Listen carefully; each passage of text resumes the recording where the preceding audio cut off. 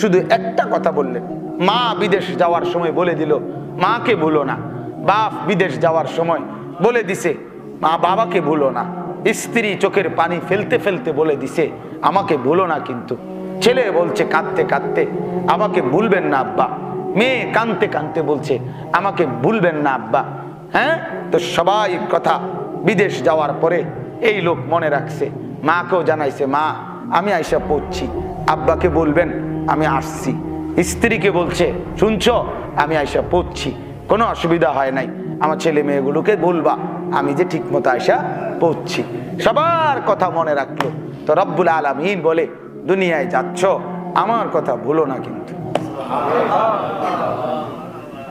আমি তোমাকে সব দেব, আমি তোমাকে সব দেব, আমি তোমাকে সব দেব। তোমার 24 ঘন্টা আমি তদারকি করব। তুমি হাসবা আমার ইশারায়, তুমি কাঁদবা আমার ইশারায়, তোমার চোখের পলক পড়বে আমার ইশারায়, তোমার কানের প্রতি শব্দের আওয়াজ পৌঁছবে আমার ইশারায়, তোমার হাত উঠবে আমার ইশারায়, তোমার হাত নামবে আমার ইশারায়, তোমার পা উঠবে আমার ইশারায়, তোমার পা নামবে আমার ইশারায়, তুমি ফিকির করবা আমার ইশারায়, তোমার দিমাগে যা আসবে আমার ইশারায়। এক এক লোকমা আমি দেব, এক এক ভাতের লোকমা আমি দেব, এক এক রিজিক আমি দেব, আমি দেব, আমি দেব, সব আমি দেব। আমাকে ভুলো না, আমাকে ভুলো। বাপ, হাই বন্ধু, হাই নওজোয়ান, হাই মুসলমানের যুবক ভাই, আল্লাহকে সাক্ষী রেখে বলো, আল্লাহকে সাক্ষী রেখে বলো, এখন যারা মসজিদে ঢুকছ, এক মৌলানার কথা শুনতে ঢুকছ, এক হুজুরের কথা শুনতে ঢুকে গেলা, আহা, অথচ আমার আওয়াজের চাইতো বড় আওয়াজে মসজিদে আজান দিছিল, মাগরিবের নামাজের আজান। মসজিদের মাইকে তখন আজান হয়েছিল, হয়েছিল কিনা? কেন আসলা না নওজোয়ান? কোথায় ছিলা তখন?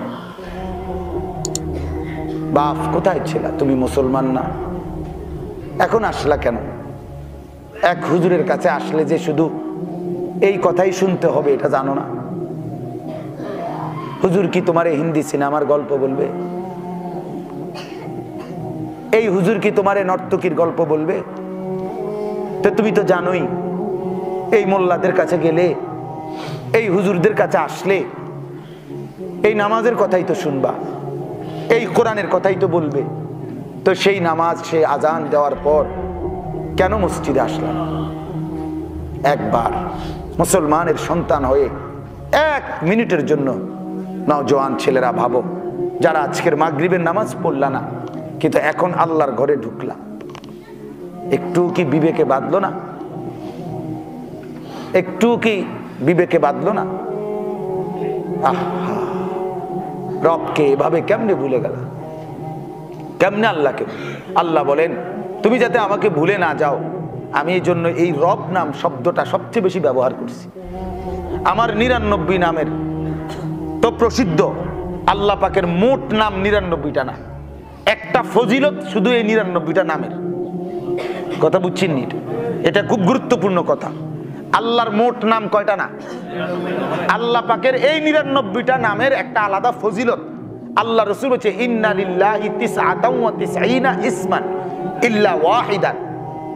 99টা নামের একটা কি আছে? ফজিলত। মান আহসাহা দাখালাল জান্নাহ, যে এগুলো একত্রে পড়বে সে জান্নাতে যাবে। এই নামগুলোর একটা কি ফজিলত। এই ছাড়াও আল্লাহ পাকের আরো অনেক কি আছে নাম। একটা হাদিসে স্পষ্ট আছে, আল্লাহ রাসূল সাল্লাল্লাহু আলাইহি সাল্লাম এই দোয়া করছে, আল্লাহ আপনার যেই নামগুলো কেউ জানে না শুধু আপনি জানেন, সেই নামগুলোর উসিলা দিয়ে দোয়া করছি। তাইলে বোঝা গেল আল্লাহ পাকের এই 99টা নাম ছাড়াও আরো অনেক কি আছে, কিন্তু আল্লাহ তাআলা তার এই অগণিত নাম, কত নাম আল্লাহ বারবার ব্যবহার করে নাই, কত নাম এই হাদিসের মধ্যেই শুধু আছে আর কোথাও ব্যবহার করে নাই, কিন্তু রব এইটা আল্লাহ তাআলা বারবার ব্যবহার করছে, বারবার।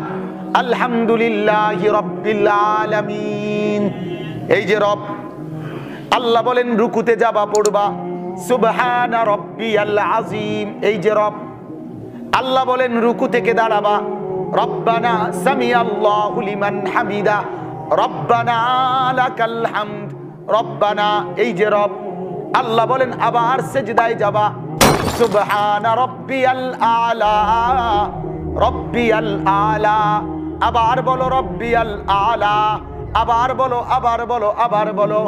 আল্লাহ বলেন ভুলো না আমার নাম রব, আমি মাওলা রব নাম দিয়ে তোমাকে রুহের জগতে মনে করাই দিছি, আর জগতে তোমারে আমি রব নাম বলার জন্য বারবার নামাজের মধ্যে মস্ক করাইছি, বারবার বারবার বারবার বারবার।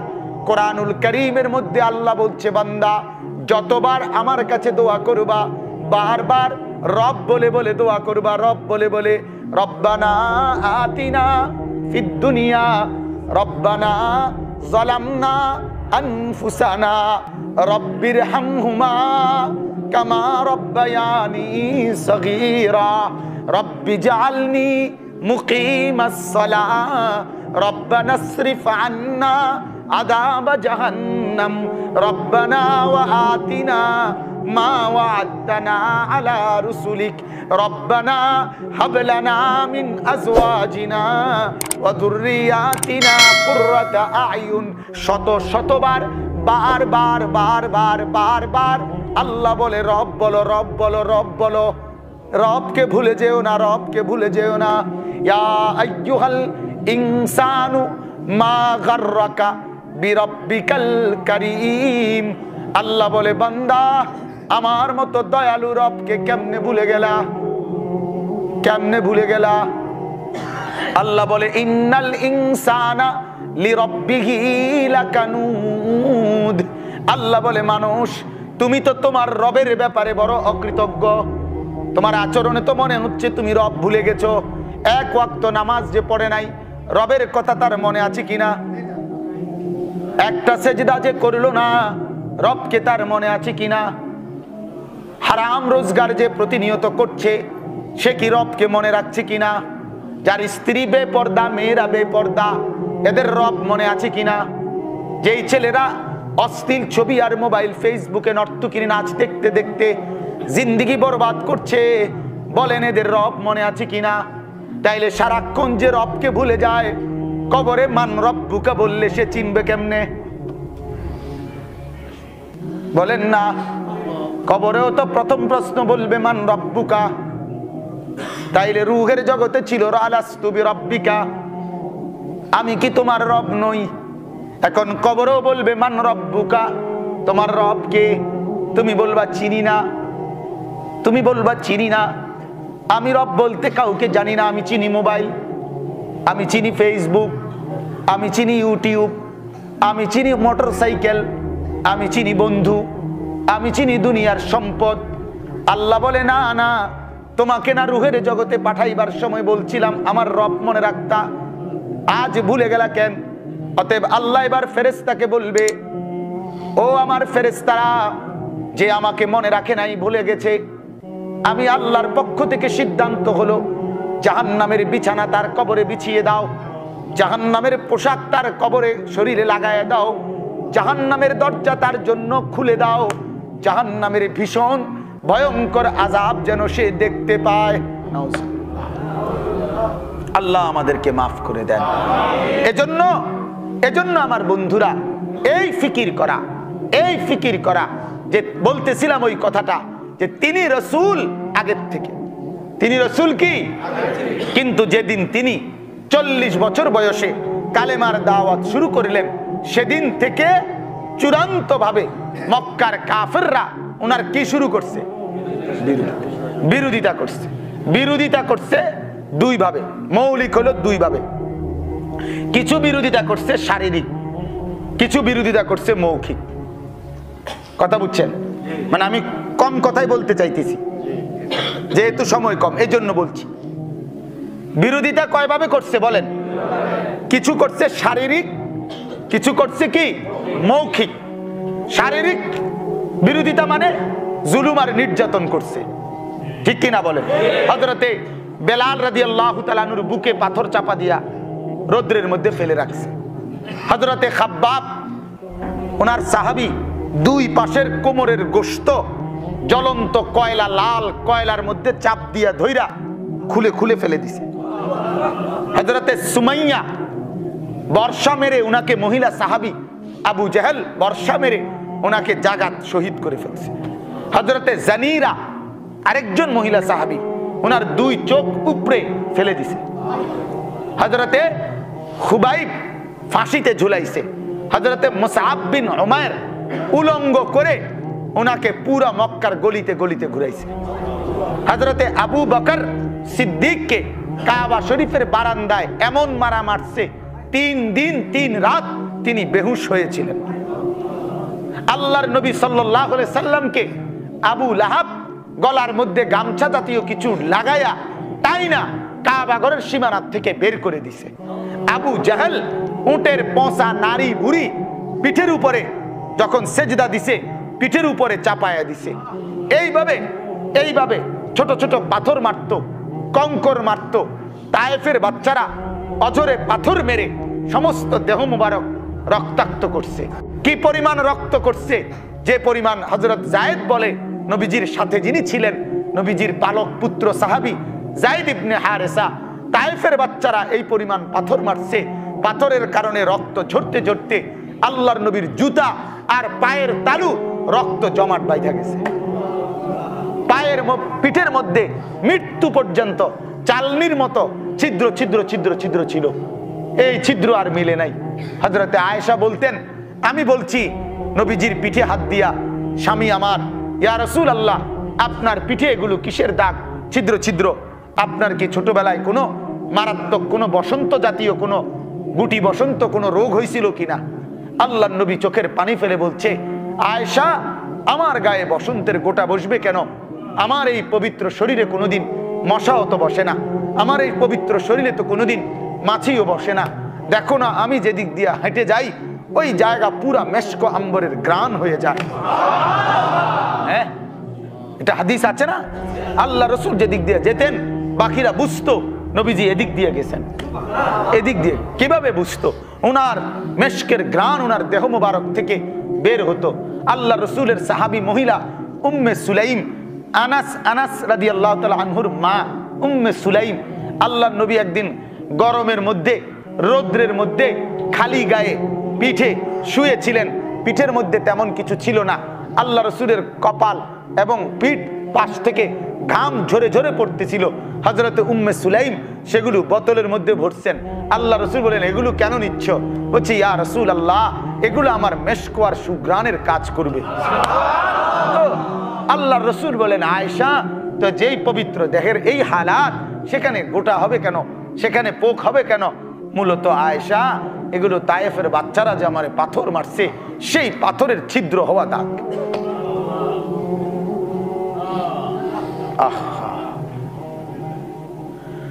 আল্লাহ আপনি মাফ করে দেন।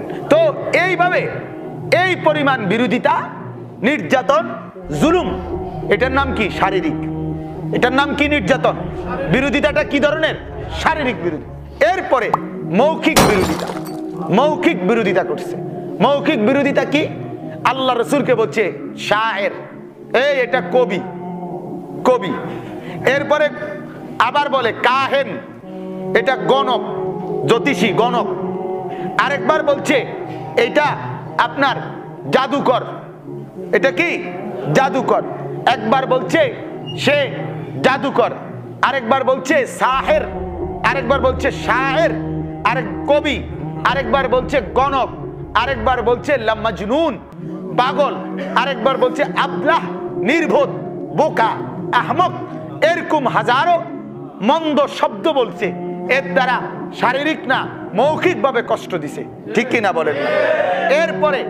এরপরে বলছে, এটাও বলছে, যখনই কোনো মক্কায় কাবা ঘরের কাছে কেউ আসতো, নতুন কোনো বাহিরের লোক কাবার ঘর তাওয়াফের জন্য, আগায়া গিয়া বলতো, আমাদের সমাজে একজন লোক হইছে নতুন, যে তার থেকে খুব সাবধান, সে যা কয় তার কথা শুনলে এমন জাদুর মতো আসর করে যে ওই লোক আর পিছনের কথা ভুলে যায়, বিবি বাচ্চার কথা ভুলে যায়, এর ফিসে ফিসে হাঁটে।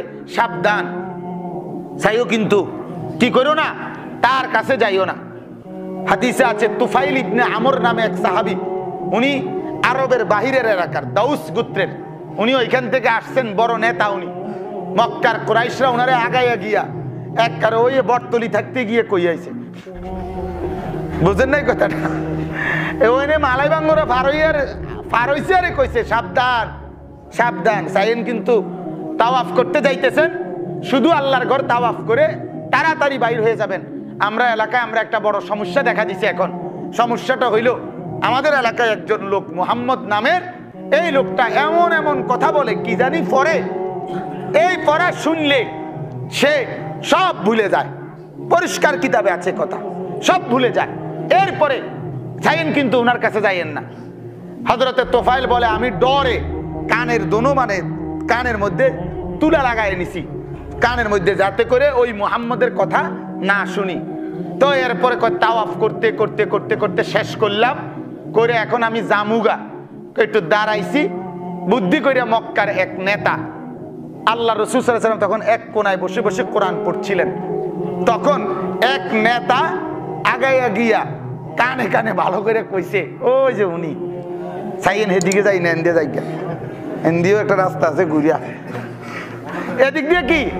হযরতে তোফাইল কয় আমি তো ভুলেই গেছিলাম, কিন্তু এখন দেখাইয়া দেওয়ার পরে ওই মুহাম্মদের চেহারার দিকে তাকিয়ে আমি অবাক হয়ে গেলাম।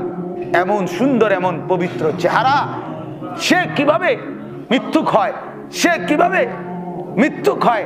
না না, আমি এই জন্য এক দুই কদম করে মনে মনে ভাবলাম, আচ্ছা কাছের থেকে লোকটার একটু দেখা জায়গা, শুনতাম না কথা, শুনতো না নিয়ত, শুধু কি একটু সাইয়ার পরে জায়গা আটটু যখন আগাইলাম, আল্লাহর কুদরতে, আল্লাহই কুদরতে ভাবে তুলার এক কোনা একটু ফাঁকা করে দিছে। আল্লাহ রাসূলের কোরআনুল কারীমের শব্দ আয়াত, কোরআনুল কারীমের তেলাওয়াত ওনার কানে ঢুকছে। উনি বলে আমি এই তেলাওয়াত ঢুকার কারণে কেন জানি মনের অজান্তেই আগাইতে থাকলাম, আর মুহাম্মদের সামনে গিয়ে বসলাম, নিজেই কোন ফাঁকে তুলা ফালাইয়া দিলাম, পুরা তেলাওয়াত শুনলাম, আর কালেমা পড়ে মুসলমান হলাম।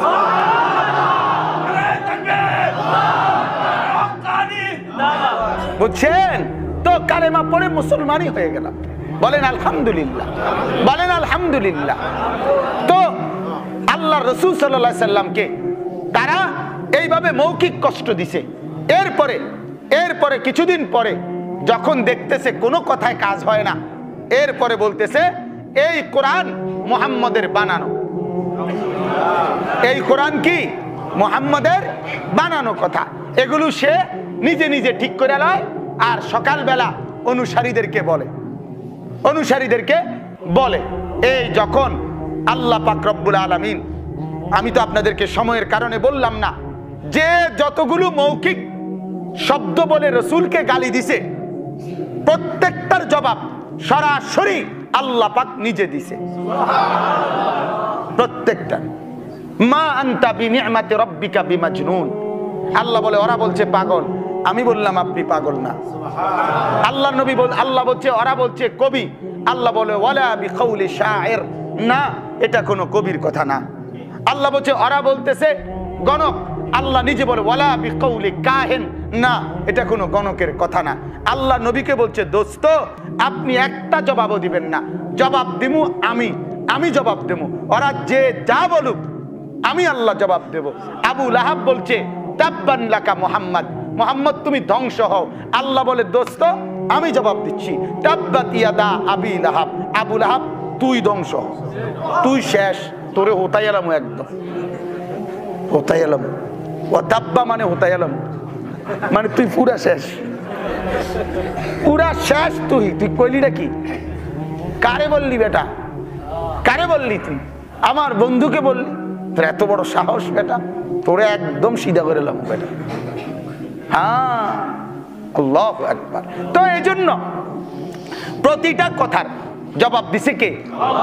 আরে শুধু নবীর না, নবীর পক্ষে সাহাবীগুলোরও জবাব দিছে আল্লাহ।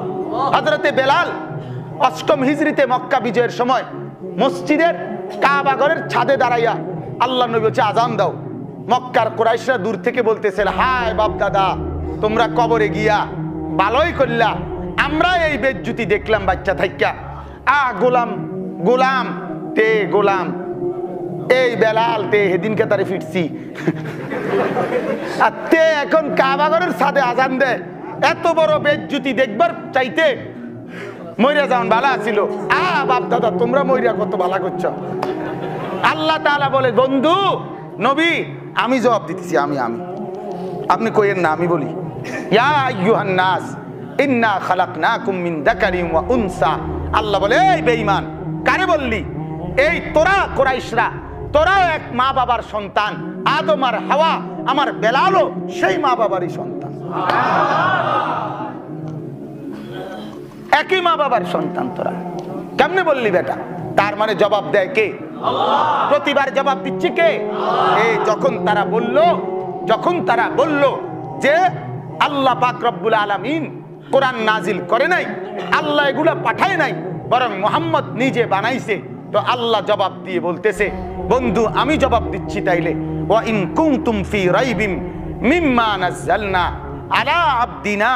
আল্লাহ বলে এই মানুষ দুনিয়াবাসী শোনো, আমার এই বন্ধু, আমার এই বান্দা, আমার মুহাম্মদ সাল্লাল্লাহু আলাইহি সাল্লাম, তার উপরে আমি যেই কোরআন নাজিল করছি, যদি মনে করো এতে কোনো রাইব সন্দেহ আছে, আল্লাহ তাআলা বলেন এই রাইব শব্দের অর্থ হলো এমন সন্দেহ যেটা গাঢ় না, হালকা।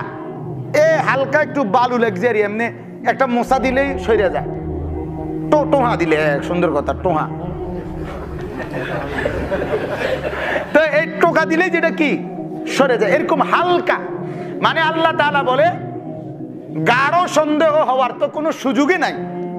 যদি হালকা সন্দেহ হয়, সামান্য সন্দেহ যদি হয়, মনের মধ্যে যদি সন্দেহ উকিও দেয়, তো তারপরেও আমি বলছি ফাতু বিসূরাতিন মিন মিসলিহি বিসূরাতিন, এই সূরাতিন নাকেরা, যেই কোনো সূরা, তার মানে প্রতিযোগিতার জন্য তুমি ইচ্ছে করলে সবচেয়ে ছোট সূরাটাও নিতে পারো,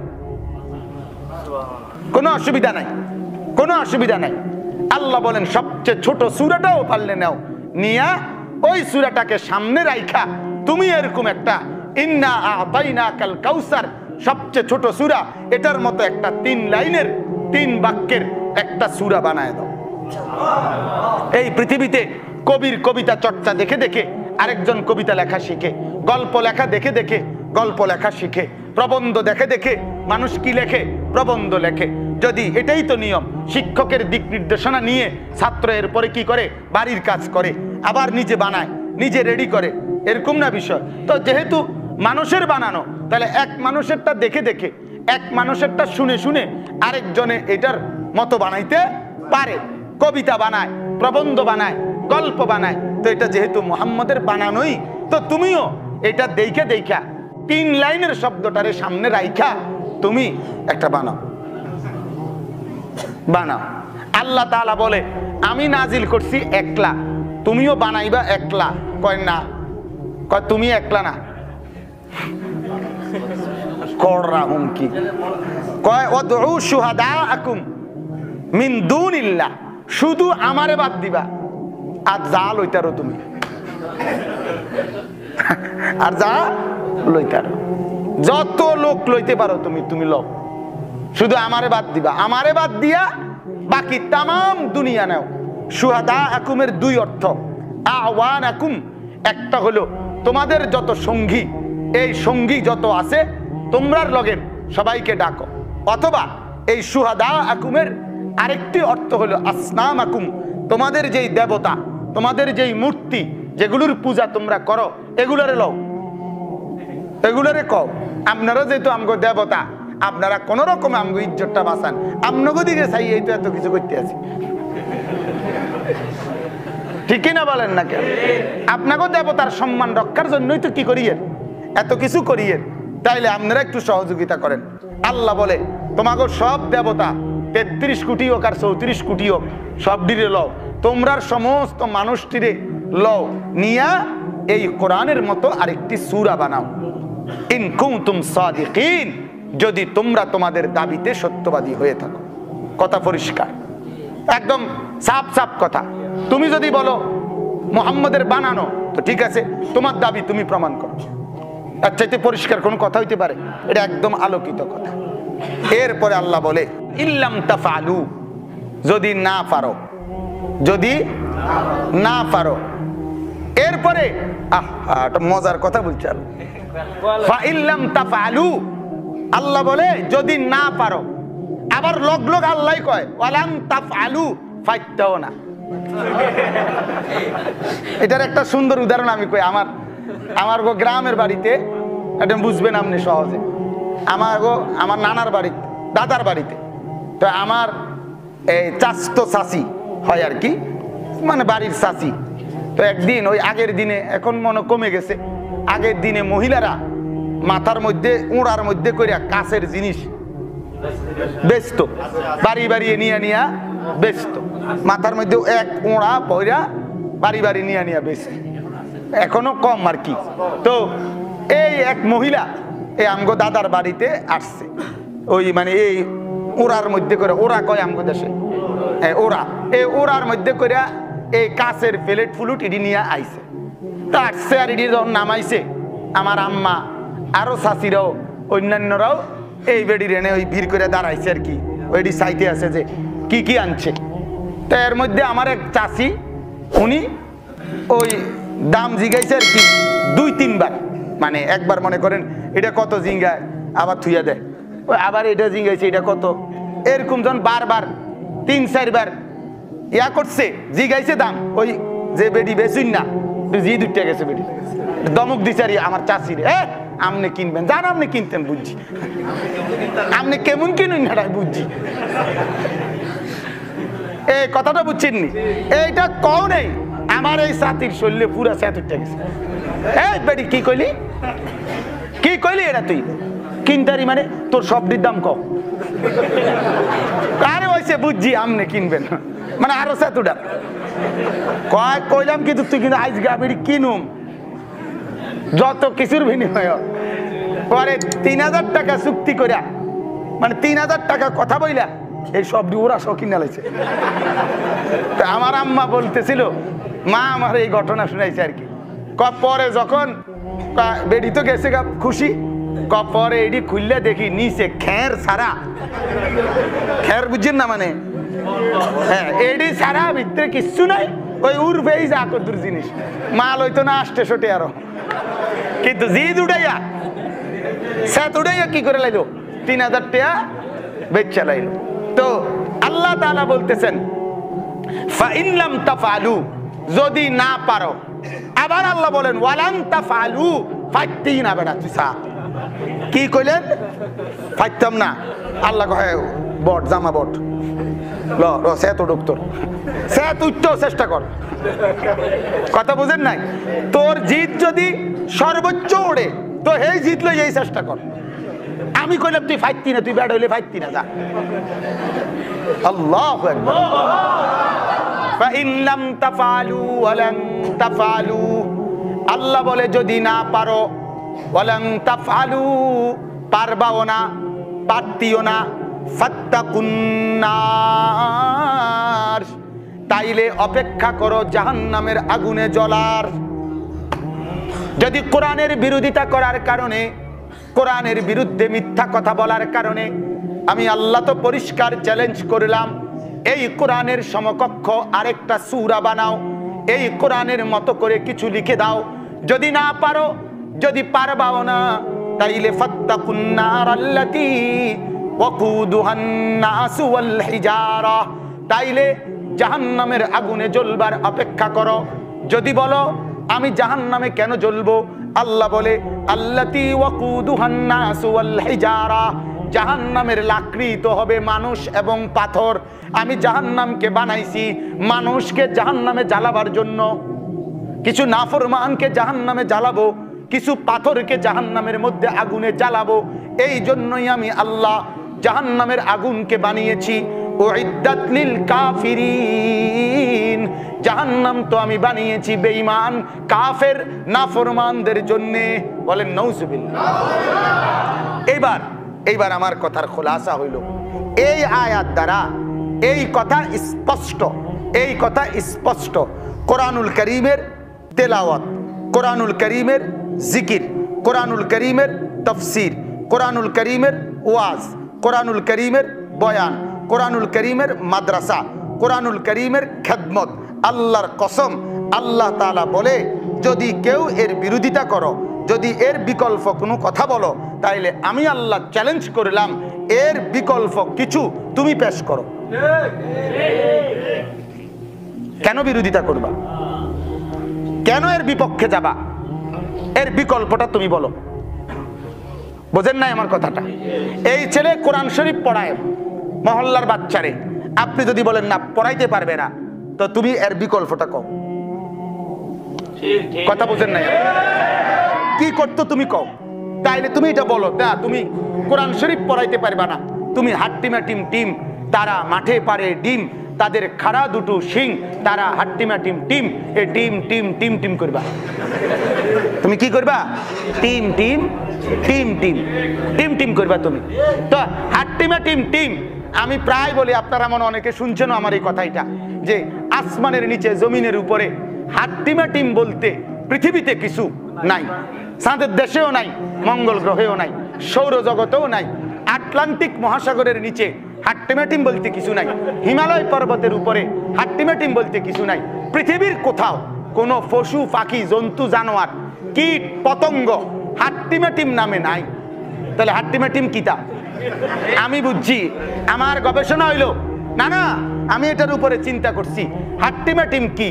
আমার গবেষণা হইল হাট্টিমাটিম হইল এটা যিনি লেখছেন তিনি। হাট্টিমাটিম হইল তে নিজে যে লেখছে। আর এটাও বুঝছি, এটা যখন লিখছে তার আগে উনি পুরা বোতল খাইছে।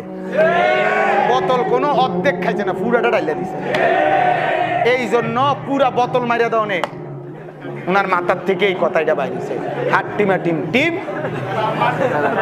কারণ যেটার শিং খারাপ হয় এটা ডিম পারে কেমনে? পাগল কারে কয়? পাগল কি পরিমাণ হয় বলেন নাউজুবিল্লাহ। আকডুম বাগডুম গোরাডুম এই নামে পৃথিবীতে কিছু নাই। আকডুম বলতেও কিছু নাই, বাগডুম বলতেও কিছু নাই, গোরাডুম বলতেও কিছু নাই। তার মাথার ডিস্টার্ব, ঠিক কিনা বলেন? কাউকে ব্যঙ্গ করা মূল মাকসাদ না। মূল মাকসাদ এই কথা বুঝানো যে ইনশাআল্লাহ আল্লাহর কোরআনের সাথে মৃত্যু পর্যন্ত লেগে থাকবেন। বলেন ইনশাআল্লাহ, বলেন ইনশাআল্লাহ, বলেন ইনশাআল্লাহ। আল্লাহ আপনি কবুল করেন। আমার বাপ, আমার কথা, আমার শব্দ, আমার আচরণে যেন কোরআনের বিরোধিতা বোঝা না যায়, তাইলে হাসরের ময়দানে কষ্ট পাবেন। আমার বাপ হাসরের ময়দানে কষ্ট পাবেন। ফাত্তাকুন নার, ফাত্তাকুন নার। আল্লাহ বলছে কোরআনের বিরুদ্ধে বলবা, কোরআনের বিপক্ষে থাকবা, কোরআনের সাথে কোন রকম দুশ্মনী করবা, তাইলে জাহান্নামের আগুনে জ্বলার জন্য প্রস্তুত হও। আল্লাহ আমাদেরকে মাফ করে দেন, আল্লাহ মহল্লাবাসীকে মাফ করে দেন, আল্লাহ পাক সকলকে কবুল আর মঞ্জুর করে নেন। যেই বাচ্চারা এই নাসির ভাইয়ের মাদ্রাসায় কোরআনুল করিম পড়ছে, আল্লাহ প্রত্যেককে কোরআনওয়ালা, নামাজওয়ালা, সেজদাওয়ালা বানিয়ে দেন। যত মহল্লাবাসী সহযোগিতা করছে সকলকে আল্লাহ তাআলা কবুল করেন, আল্লাহ সকলকে হিম্মত দান করেন। বাবারা, মুরব্বীরা, আপনাদেরও কোরআন ঠিক করা দরকার, জওয়ানেরও কোরআন ঠিক করা দরকার, স্কুল কলেজের বাচ্চাদেরও কোরআন ঠিক করা দরকার। আল্লাহর কসম, অশুদ্ধ কোরআন যিনি পড়েন, অশুদ্ধ যার সূরা কেরাত, তার নামাজ হয় না, হয় না, হয় না। দৈন্তান নয় কান না, কি নয় কান না? হ্যাঁ, কোনো মর্দিনান্ন না, দৈন্তান্ন, দৈন্তান্ন কান না। তার নামাজ হয় না, নামাজ হয় না। অশুদ্ধ কোরআন যে পড়ে তার নামাজ হয় না। তাইলে যেই সমস্ত মুরব্বীরা কোরআন শরীফ অশুদ্ধ পড়েন, অথচ কষ্ট কইরা ওযু কইরা শীতের মধ্যে বছরের পর বছর নামাজ পড়তেছেন, অথচ আপনার নামাজের জমা হচ্ছে না, তাইলে আপনার ফায়দাটা কি হলো? কথা বলেন না কেন? এই জন্য যদি বলেন না হয়, আমি পড়ে চাইছি হয়, কথা বলেন না, পড়ে চাইছি কি হয়, তাইলে কেমনে হয় এটা আমারে বুঝাইয়েন, আমার নাম্বারে জানাইয়েন কেমনে হয়। বলে অমুক হুজুরে কইছে, পৃথিবীর কোন আলেম বলছে, কোন মসজিদের ইমাম বলছে যে অশুদ্ধ কোরআন শরীফ পড়লে নামাজ হয়, এটা আপনি বলেন। কথা বোঝেন নাই আমার? যার যারে পছন্দ হয়, যে ফিসাবের কাছেই দরকার, যেই হুজুরের কাছে দরকার, আমনের তরিকার, আমনের লাইনের, আমনের দরবারের হুজুরে আপনি জিগান, জিগাই এটা ফতুয়া নিয়ে আসেন যে অশুদ্ধ কোরআন শরীফ পড়লে নামাজ হয়। কথা বোঝেন নাই আপনার? তাইলে কেন নিজেকে ক্ষতি করবেন বলেন? কেন নিজের লস করবেন বাজান কোন? আপনি কোরআন শরীফ 10টা সূরা ঠিক করতে 200 বছর লাগে না, ঠিক কিনা বলেন? 2 মাস মেহনত করলে আপনার কোরআন শরীফ শুদ্ধ হয়ে যাবে, সূরা কেরাত শুদ্ধ হয়ে যাবে, আত্তাহিয়াতুটা ঠিক হয়ে যাবে, হ্যাঁ, দোয়ায়ে কুনুত ঠিক হয়ে যাবে। তাইলে খামখেয়ালি করা উচিত? এজন্য ইনশাআল্লাহ সব মুরব্বীদের কাছে অনুরোধ, আপনারা আপনাদের কোরআন শরীফ শুদ্ধ করেন বাজান। এখন শরম পাইলে অসুবিধা নাই, মানুষে কইব কি বুড়া বয়সে অন গেছে কোরআন শরীফ ঠিক করতো, কোনো অসুবিধা নাই। রসুলের 90 বছরের সাহাবীও কোরআন ঠিক করছে। আবু বকর সিদ্দিক রাদিয়াল্লাহু তাআলা মুসলমানই হয়েছে 38 বছর বয়সে, বুঝেন নাই? আবু বকর যখন কালেমা পড়ে তখন ওনার বয়স কত? তাইলে উনি কোরআন শরীফ শিখছে 12 বছর বয়সে, কত? 18। তো 38-এর পরেতে উনি মুসলমানই তৈলে এই সময়, তা আগে শিখবো করতে, কথা বলেন না কেন? তাইলে উনি কোরআন শরীফে তো শিখছে 38 বছরের পরের থেকে। তাইলে আপনার অসুবিধা কি? আপনার সমস্যাটা কি? লজ্জা করার কোনো বিষয় না, শরম এখানে পাইয়া কোনো অসুবিধা নাই। হাদিসে আছে আবু তালেব মৃত্যুর পূর্বে নবীজি যখন বলছে চাচা কালেমা পড়েন, কাঁদতেছিলেন নবী, আপনারা জানেন এই কথা। তখন আবু তালেব বলছে না, আমি সমাজের কাছে বেইজ্জতি হইতে পারতাম না। আল্লাহর নবী বলছে